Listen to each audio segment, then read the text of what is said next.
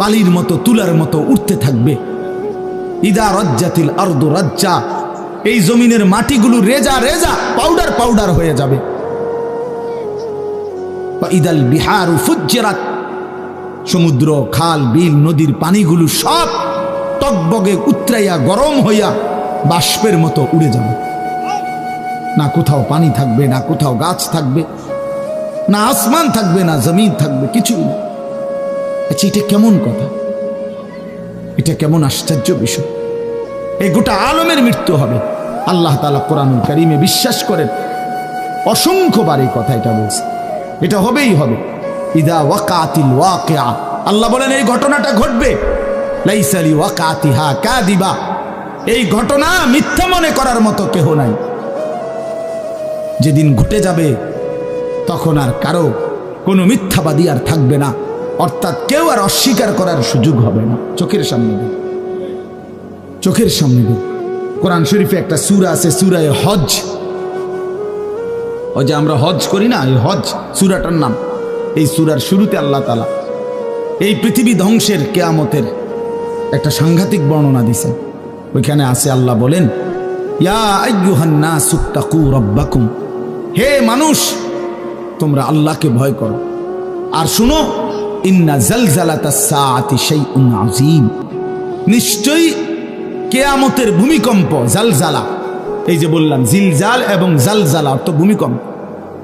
আল্লাহ বলেন কিয়ামতের ভূমিকম্প, ইসরাফিল যখন ফু দিবে, আমার এই পৃথিবী যখন ভাঙতে শুরু করবে, এই সৃষ্টি জগৎ পুরাটা যখন আমি আল্লাহ গুটায় ফেলবো, ওয়াস সামাওয়াতু মাতবিয়াতুম বিয়ামিনি, আল্লাহ বলেন 7 আসমান আমি আল্লাহ তাআলার হাতের মধ্যে গুটায় ফেলবো, গুটায় ফেলবো। তুমি জানো না আমার ক্ষমতা? কুল্লু মান আলাইহা ফান ওয়া ইয়াবকা ওয়াজহু রাব্বিক, সব শেষ করে দেব আমি, শুধু আমি আল্লাহই থাকবো, শুধু আমি আল্লাহই থাকবো। তো আল্লাহ তাআলা বলেন এই ইসরাফিল ফু দিলেই, শুরু করলেই জমিনে ভূমিকম্প শুরু হবে। ইন্না জালজালাতাস সাআতি শাইউন আযীম, আল্লাহ বলেন নিশ্চয়ই এই কিয়ামতের ভূমিকম্প এটা শাইউন আযীম, বড়ই ভয়ানক, বড়ই মারাত্মক। কারণ দুনিয়ার ভূমিকম্প এক নাম্বার হলো বর্তমানের ভূমিকম্প, কখনো 30 সেকেন্ড, কখনো 40 সেকেন্ড, কখনো 47 সেকেন্ড, 50 সেকেন্ড, এই সেকেন্ড সেকেন্ড মিনিট, 47 মিনিট নিয়ে ভূমিকম্প হয়। কথা কর না কেন? 30 মিনিট ভূমিকম্প হয়। 30 মিনিট ভূমিকম্প হইলে আমাদের 14 গোষ্ঠী থাকবে না। 30 সেকেন্ড 40 সেকেন্ড হয় ভূমিকম্প। এইটুকুতে একে তো সময় সামান্য, দ্বিতীয়ত হলো একসাথে গোটা পৃথিবীতে হয় না, এদিকে হলে ওইদিকে হয় না, এরকম। কিন্তু আল্লাহ তাআলা বলেন ইসরাফিল ফু দিলে যে ভূমিকম্পটা হবে, সেই ভূমিকম্পটা গোটা পৃথিবী একসাথে নাড়ায় দিন, একসাথে নিয়ে। 47 সেকেন্ড না, কতক্ষণ সেটা আল্লাহই জানে। তখন অবস্থা কি হবে? মানুষের আতঙ্ক, এই ভূমিকম্পে আতঙ্ক।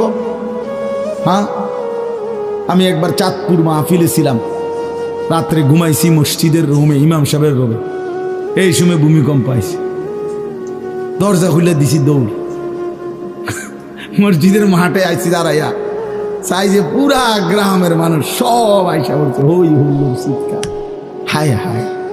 অথচ সবাই চিৎকার দিতে দিতেই ভূমিকম্প শেষ। ভূমিকম্প হয়েছেই তো অল্প একটু, কিন্তু এটুকুর আতঙ্কেই যা হুজুর পাবলিক বরাবর।